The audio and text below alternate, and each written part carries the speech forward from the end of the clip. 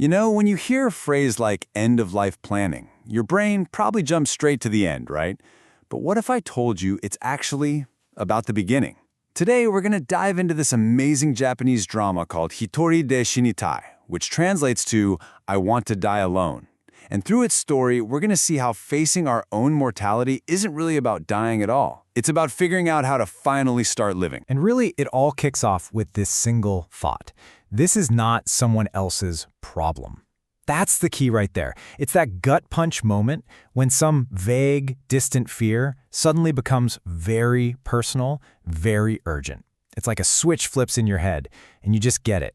Oh, this is on me.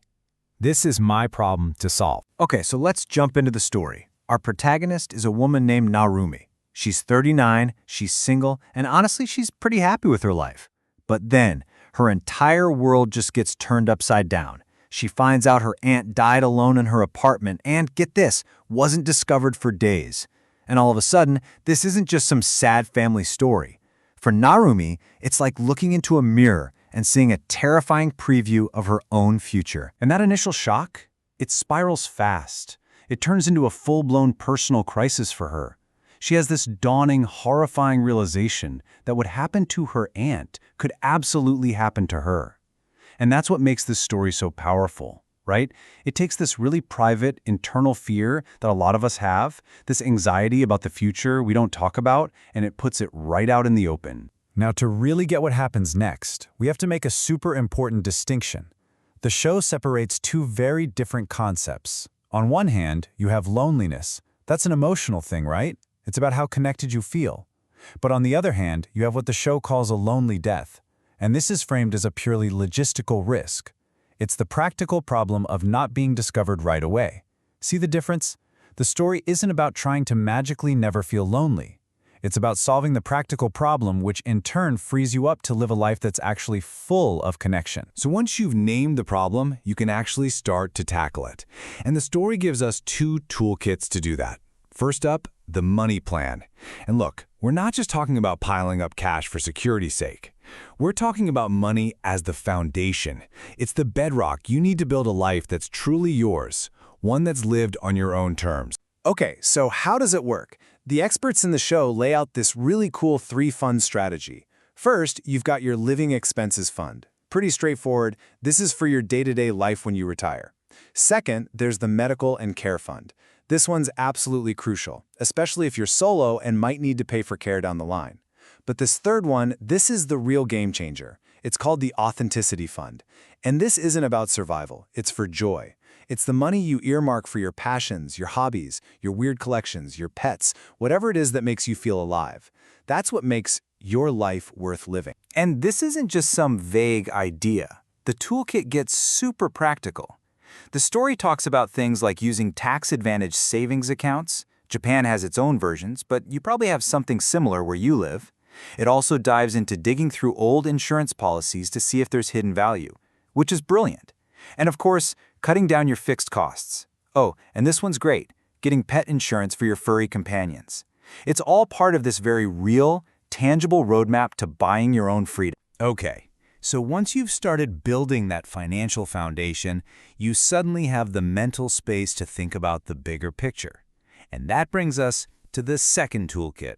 This is the life plan. And this one has nothing to do with spreadsheets or bank accounts. This one is all about meaning. So the story poses this really powerful question. And I know, it sounds heavy, right? What is your ideal end? But its purpose is actually incredibly simple. It's designed to make you hit pause on all the shoulds, what society or your family or anyone else thinks you should want. And instead, it forces you to start defining what a good life and, yeah, a good end means to you. And only you. And of course, you can't even begin to answer that last question until you answer this one. What do you truly, deeply cherish in your life right now? For our protagonist Narumi, the answer was simple: her career and her cat. That's it. Pinpointing those non-negotiables, the things you truly cherish, that's the real first step to designing a life and a plan that actually respects them. But here's the thing. When you start choosing your own path, it can get messy, especially with family. The show dives right into this with the huge generational gap between Narumi and her mother. You see, her mom's whole generation was built on a life of duty, of sacrifice for the family. But Narumi's generation, it's all about choice and having options. So this isn't just a simple argument between them. They're operating from two completely different rulebooks about what a life is even for. And just when you think you have the mother figured out, she drops this absolute bombshell. In this totally stunning twist, she admits her own deep-seated frustration, her own quiet desire for an authentic life. So you realize, wow, she's not just nagging her daughter, she's actually mourning the choices she never got to make, and she's declaring right then and there that she wants to live for herself too. It's an incredible moment. So, this whole journey, the financial planning, the family drama, it all builds to this massive turning point. The story essentially forces all of us to completely throw out our old ideas and redefine what dying alone even means. So let's go back to that title, Hitori de Shinitai. What does it really mean? Well, it's not some dark, morbid wish to be isolated. Not at all.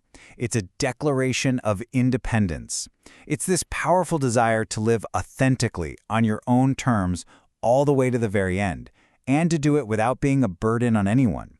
It's actually a hugely positive, empowering statement of intent. And that really brings us to the core idea of this entire story. To die better, you have to live better. See, planning for your end has almost nothing to do with dying. It's about giving yourself the permission slip and the practical tools to live a much richer, more deliberate life right here, right now. Thinking about the end is what makes the present so much better. So all of these pieces, the money, the emotions, the philosophy, they all come together, they build and build to this incredible climax for Narumu, where she is finally ready to make her own powerful declaration of independence. And in that moment, she has this massive epiphany. She realizes that the real trap she was in wasn't the fear of dying alone. No, it was her constant need for other people's approval. She was so busy trying to perform the idea of a good death for society that she forgot to live her own life. Her big breakthrough is when she finally lets go of all that and decides to define her own good life instead. And her whole transformation is just perfectly summed up in this one incredible line, which she actually says to a guy who could have been a love interest.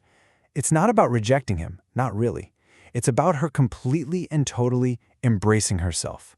This isn't a sad, lonely statement. It's a powerful declaration of self-reliance. It's her choosing to live a life that is 100% unapologetically hers.